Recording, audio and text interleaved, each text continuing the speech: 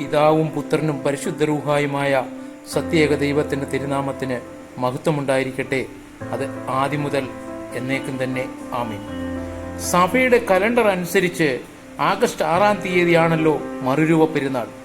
വിശുദ്ധ മത്തായി ശ്ലീഹായുടെ സുവിശേഷം 17-ാം അധ്യായം 1-ാമത്തെ വാക്യം, 6 ദിവസം കഴിഞ്ഞ ശേഷം യേശു പത്രോസിനെയും യാക്കോബിനെയും അവന്റെ സഹോദരനായ യോഹന്നാനെ കൂട്ടി തനിച്ച് ഒരു ഉയർന്ന മലയിലേക്ക് കൊണ്ടുപോയി.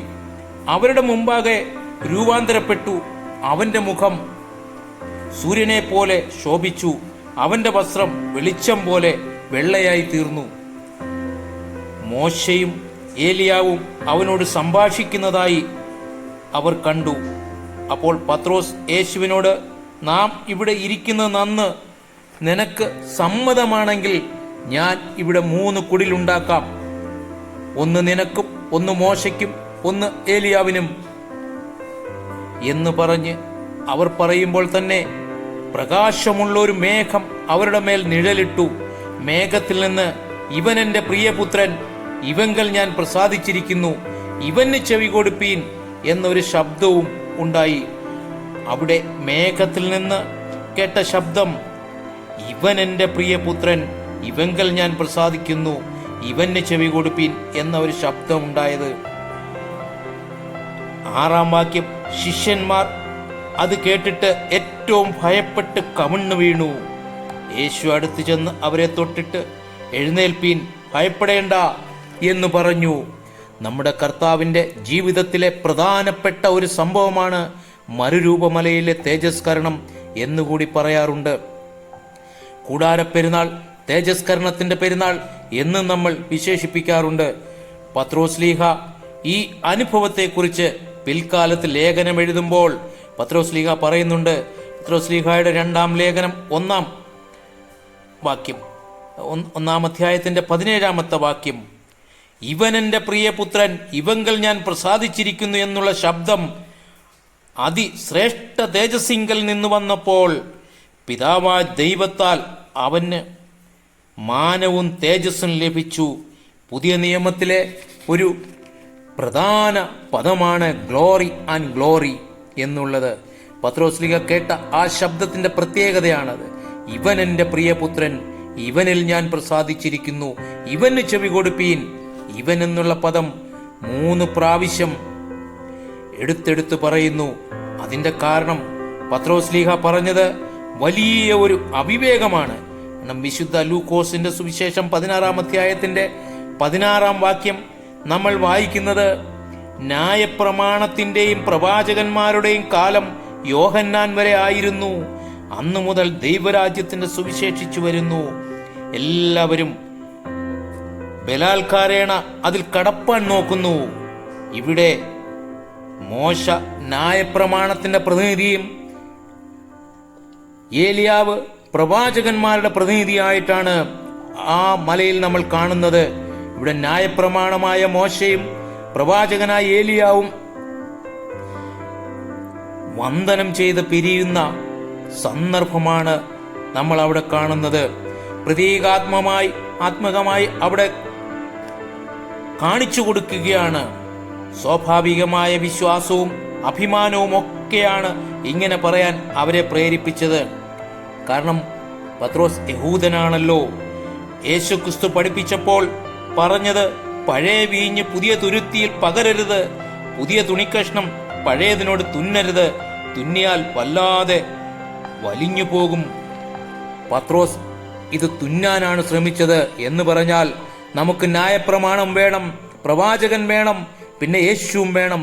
പിതാവായ ദൈവം അപ്പോൾ പറയുകയാണ്, അവിടെ ഒരു പ്രകാശമുള്ള മേഘം അവരെ വന്നു മൂടി. അവർ കേട്ട ശബ്ദം, ഇവൻ എൻ്റെ പ്രിയപുത്രൻ, ഇവന് ചെവി കൊടുപ്പീൻ. ഇവിടെ പിതാവായ ദൈവം പത്രോസിനെ പഠിപ്പിക്കുന്ന ഒരു പാഠമാണ്. യഹൂദ മനസ്സിൽ ചിന്തിക്കുകയാണ്, മോശയും ഏലിയാവും യേശുവിനോട് ചേരുന്നത് നല്ലതാണല്ലോ എന്ന്. വിശുദ്ധ ദേവപർവ്വതത്തിൽ ഞങ്ങൾ ഇരിക്കുമ്പോൾ ആ വലിയ മഹത്വത്തിൽ, ആ വലിയ തേജസ്സിൽ നിന്ന് ആ ശബ്ദം ഞങ്ങൾ കേട്ടു, ഇവൻ എൻ്റെ പ്രിയപുത്രൻ. ഇവിടെ ചോദിക്കുവാനുള്ളത്, നിങ്ങൾ കൂട്ടിത്തുന്നുന്ന ആളുകളാണോ? ഇവിടെ പഴയതിനെയും പുതിയതിനെയും ചേർത്ത് തുന്നാനുള്ള വിഫല ശ്രമം, സാഹസം അല്ലെങ്കിൽ അവിവേകമാണ് പത്രോസ് അവിടെ പറയുന്നത്. ഇവിടെ പ്രവാചകന്മാരുടെയും ന്യായപ്രമാണത്തിന്റെയും കാലം യോഹന്നാൻ വരെ മാത്രമായിരുന്നു. അത് കഴിഞ്ഞ് ദൈവരാജ്യമാണ്. ഇവിടെ ശക്തിയോടെ വരാനിരിക്കുന്ന ആ ദൈവരാജ്യത്തിന്റെ ഒരു നിഴലാട്ടം പത്രോസ് ശ്ലീഹായ്ക്കും യാക്കോബ് ശ്ലീഹായ്ക്കും യോഹന്നാൻ ശ്ലീഹായ്ക്കും കാണിച്ചു കൊടുക്കുകയാണ്. അവർ മൂന്നും അത് കാണുകയാണ്. പത്രോസ് പിന്നാട് അത് രേഖപ്പെടുത്തുകയാണ്. നമ്മുടെ ക്രിസ്മസും ദുഃഖവെള്ളിയാഴ്ചയും ഈസ്റ്ററും ഒക്കെയാണ് യഥാർത്ഥത്തിൽ സാധാരണ ജനങ്ങൾക്ക് അറിയാവുന്നത്. നമ്മുടെ ഓർത്തഡോക്സ് സഭ എന്ന് പറയുമ്പോൾ പെരുന്നാളുകളുടെ ഒരു കൂട്ടമാണ്. ഇത് മറുരൂപ പെരുന്നാളാണ്. യേശു പത്രോസിനെയും യാക്കോബിനെയും യോഹന്നാനെയും തനിച്ച് ഉയർന്ന മലയിൽ താൻ രൂപാന്തരപ്പെട്ട ആ വലിയ ഇവന്റിനെ 2000 വർഷമായിട്ട് സഭ എല്ലാ വർഷവും സെലിബ്രേറ്റ് ചെയ്ത് കൊണ്ടിരിക്കുകയാണ്. ലോകത്ത് മറ്റൊരു സഭയും ഇങ്ങനെ ആഘോഷിക്കുന്നുണ്ടോ? ഇല്ല എന്നാണ്. അതാണ് സുറിയാനി സഭയുടെ പ്രത്യേകത. അതാണ് സഭയുടെ കലണ്ടറിന്റെ പ്രത്യേകത. മറുരൂപ പെരുന്നാളിൽ നമ്മൾ പഠിക്കുന്ന ഏറ്റവും വലിയ പാഠം കണ്ടന്റ് ഓഫ് ക്രിസ്ത്യാനിറ്റി എന്നുള്ളതാണ്. കണ്ടന്റ് എന്ന് പറഞ്ഞാൽ അത് ക്രിസ്തുവാണ്. ഉള്ളടക്കം ക്രിസ്തു മാത്രം എന്നതാണ്. ഇത് ക്രിസ്തുവും മോശയും ഏലിയാവും കൂടി ചേരുന്നതിനെ അല്ല എന്നതാണ്. എന്നാൽ ഇന്ന് സുറിയാനി സഭയിൽ പോലും ഒരുപാട് പേർ ഇതിനെ കൂട്ടിയോജിപ്പിക്കുവാൻ ശ്രമിക്കുകയാണ്. ഇന്ന് യഥാർത്ഥ സുവിശേഷത്തിന് പകരം എന്ന് പറഞ്ഞാൽ തേജസ്സുള്ള സുവിശേഷം ലോകത്തിന് പകരം പാശ്ചാത്യ സുവിശേഷം കേട്ട് ചെവി തഴമ്പിച്ചിരിക്കുന്നത് കൊണ്ട് സത്യസുവിശേഷം ഉൾക്കൊള്ളാൻ വലിയ പ്രയാസമാണ്. ഇവിടെ യേശു കർത്താവ് കർത്തൃത്വം ഏറ്റെടുക്കുകയാണ്. യേശു കർത്താവ് എന്ന് പറയുമ്പോൾ ആണ് ഒരാളുടെ രക്ഷ സാധ്യമാകുന്നത് എന്നാണ് പുതിയ നിയമം പറയുന്നത്. അതുവരെ ഇസ്രായേലിന് കർത്താവില്ലായിരുന്നോ? കർത്തൃത്വം ഇല്ലായിരുന്നോ? ആ യേശു ക്രിസ്തുവിന്റെ കർത്തൃത്വത്തിൽ ന്യായപ്രമാണത്തിനും പ്രവാചകന്മാർക്കും അല്ല സ്ഥാനം, കൃപയ്ക്കും കരുണയ്ക്കുമാണ് അവിടെ സ്ഥാനം വരുന്നത്. ഇതാണ് വളരെ പ്രധാനപ്പെട്ട ഒരു സന്ദേശം മനസ്സിലാക്കാനുള്ളത്. ന്യായപ്രമാണം മോശ മുഖാന്തരം വന്നു, എന്നാൽ കൃപയും സത്യവും യേശുക്രിസ്തു മുഖാന്തരം വന്നു. ഇവിടെ മോശ വിട പറഞ്ഞ് പിരിയുകയാണ്. യോഹന്നാൻ 1:17 പറയുന്നു, ന്യായപ്രമാണം മോശ മുഖാന്തരം വന്നു, കൃപയും സത്യവും യേശുക്രിസ്തു മുഖാന്തരം വന്നു. വിട പറയാൻ വന്ന മോശയ്ക്ക് ഒരു കൂടാരം ഉണ്ടാക്കാനാണ് പത്രോസ് പറഞ്ഞത്. പത്രോസിനെ പിതാവായ ദൈവം തിരുത്തി. എന്നാൽ ഇന്നും ആ പത്രോസിന്റെ അതേ ചിന്തയിൽ കൂടാരം ഉണ്ടാക്കുന്നവരാണ് ഭൂരിഭാഗവും. കൂടാരം അടിച്ചിട്ടുള്ളവരും നമ്മുടെ ഇടയിലുണ്ട്. കൂടാരം ഉണ്ടാക്കാൻ തയ്യാറായിട്ടുള്ളവരും ഉണ്ട്.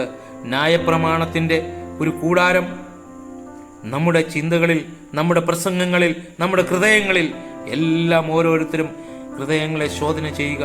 തേജസ്കരണമായ ക്രിസ്തുവാണോ ഓരോരുത്തരുടെയും മനസ്സിൽ?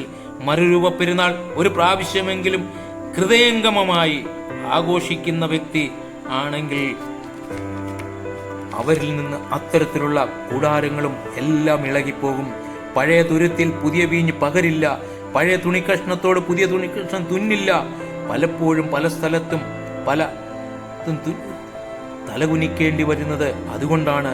ക്രിസ്ത്യാനിത്വത്തിന്റെ കണ്ടക്ട് ക്രിസ്തുവാണെന്ന്, ക്രൈസ്റ്റ് എലോൺ എന്ന ചിന്ത വരുമ്പോൾ മാത്രമേ ഓർത്തഡോക്സിയിൽ നിലനിൽക്കാൻ സാധിക്കുകയുള്ളൂ. Thank you.